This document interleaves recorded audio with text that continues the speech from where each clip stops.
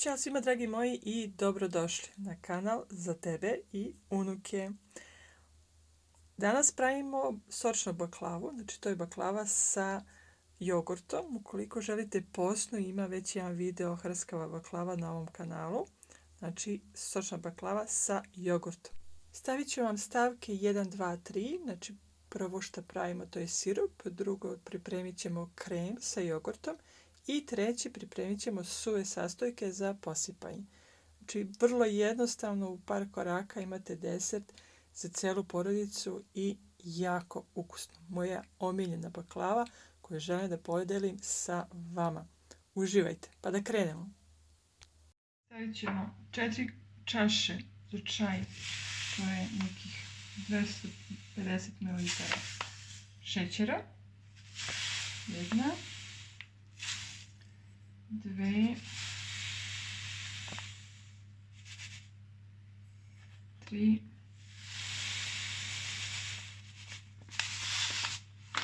4 i 4 čaše vode.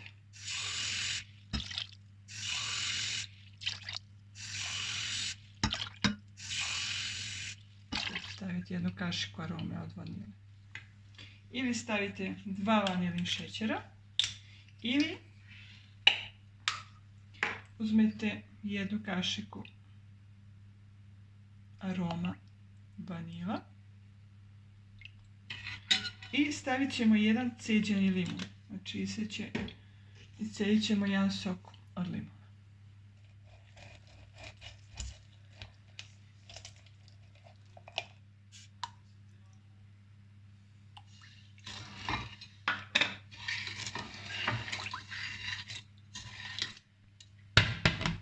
Stavit ćemo sirup da se skuva, znači bitno da se samo šećer istopi, prebaci 2-3 puta ključ i to je to. Ostavit ćemo sirup da se ohladi i vruću baklavu ćemo da prelijemo hladnim sirupom. Znači najbolje uradite sirup pa onda pripremate baklavu. Sirup je kuvao jedno 20 minuta. Šećer se fino istopio. I možemo preliti našu baklavu. Imamo 3 jajeta, jednu čašu jogurta, stavila sam u čašu pošto mi je od kile jogurt, prašak za pecivo, jednu čašu šećera, to je neki 200 grama i poslije ćemo dodamo jednu čašu ulja. Sve ćemo to da mućkamo.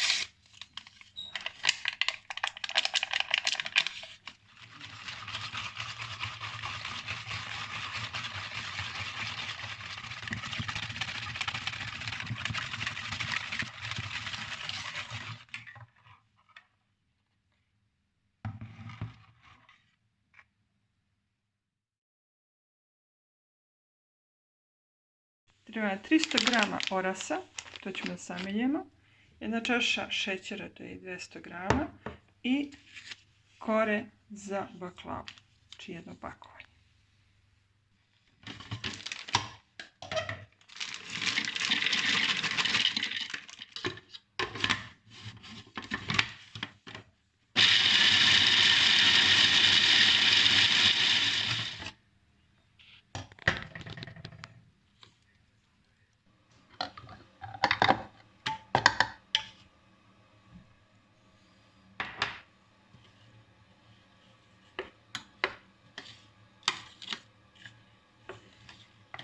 Ovdje ćemo da pomiješamo orase i šećer i krećemo sa slaganjem baklave. Činimo smesu sa orasima i šećerom i imamo još jednu smesu gdje smo pripremili jaja sa jogurtom. Ovdje smo pripremili jednu tepsiju za baklavu, ovo je moja omiljena. Znači imamo smjesu sa orasima i šećerom, našu smjesu sa jogurtom i ovdje su nam kore. Podmazat ćemo našu tepsiju i idemo sa slaganjem.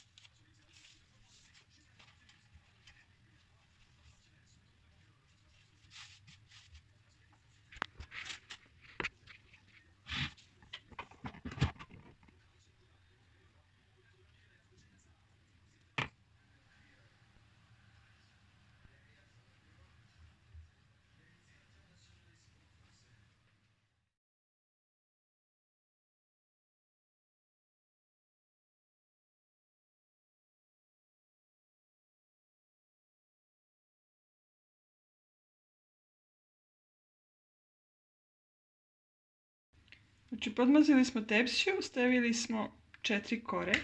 Znači ovoj tepsiji ja sam stavila po pola tako da mi izađu 4 kore.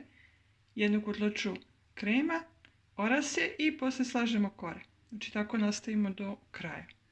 Stavljamo 4 kore, krem, orase.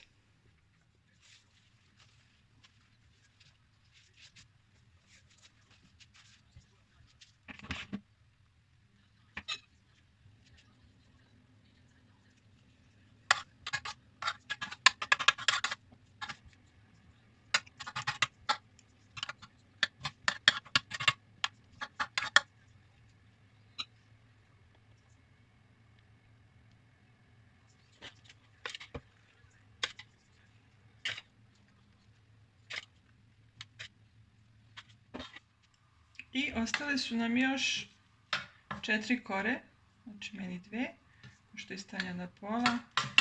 Završavamo zadnji krem, stavit ćemo orase sve, znači i završavamo sa praznim korama. Znači kako smo počeli, tako i završavamo.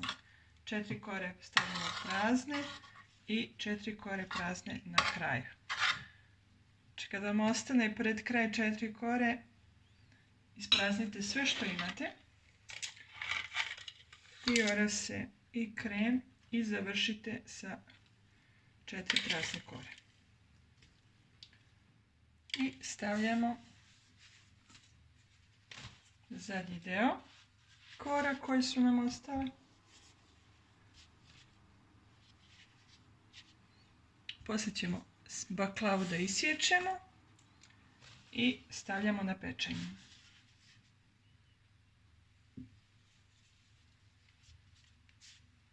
Sada ćemo da isječemo našu baklavu. Siječite baklavu, znači krenete od ćoška, znači idete kocke, pravite kocke. Otprilike veličinu koju hoćete, znači idete prvo ovako i poslije idete na dijagonalu.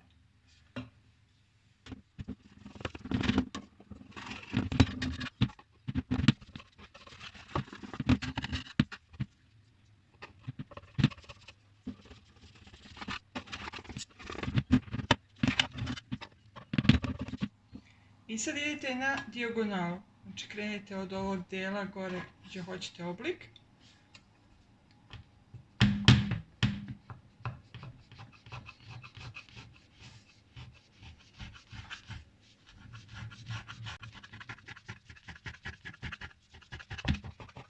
Ovako sjećemo i oblat, znači idemo na dijagonalu. I pravimo veličinu kocki koju hoćemo da imamo. Da li to bilo veliki ili mali, znači ovdje sad dobijate vašu veličinu svoje pače. Znači završite donji deo, poslije ćemo gornji i poslije baklava ide na pečenje.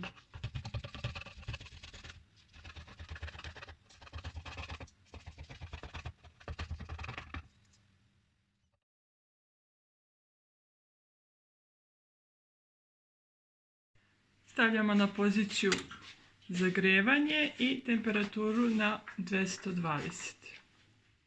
Stavljamo na poziciju eko. Pošto pečemo samo to, stavit ćemo istu temperaturu na 220 i pečemo dok se to ne porumeni.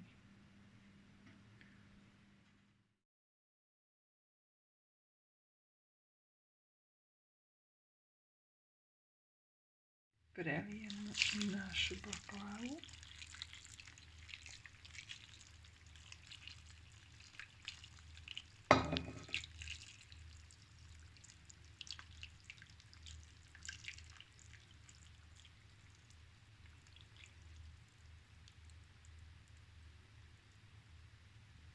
To će fino da upije i da bude sočno.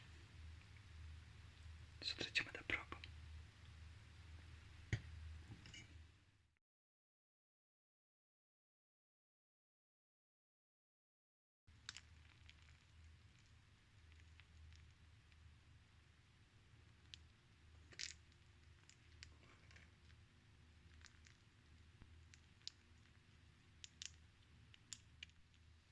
Baklavu sam ostavila preko noći da upije svoj sok i vidi se znači da je fino sočna, hrskava. Imamo još ovdje sirupa sa strane, znači neće biti suvo. Sad ćemo da vidimo kako to izgleda. Vama hvala na gledanju i što pratite ovaj kanal. Do nekog sljedećeg videa želim vam svako dobro. Uživajte. Prijatno.